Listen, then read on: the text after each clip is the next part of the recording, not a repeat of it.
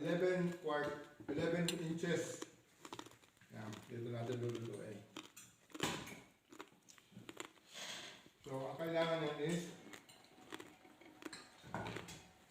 lagyan natin ng cabbage ulit.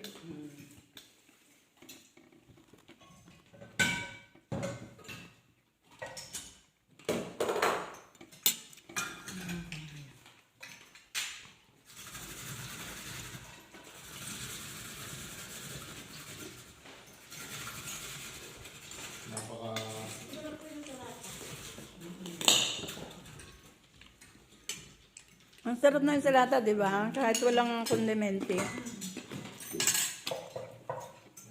Tapos, lagyan natin ito na Tama.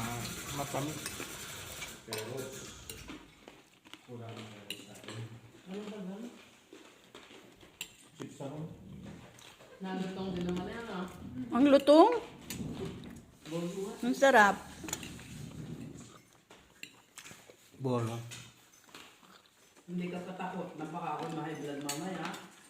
Iba siya kaysa sa dun sa normaling pagluluto natin ng lechong kawali. Na pagka kinagat mong gayon, nakukuha mo pa rin yung oil. mga oil.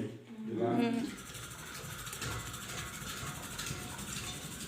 Kaya yan, ay ano siya, yung Samantalang ang paggawa nila ng lechong kawali, pinupuno pa ng mantika para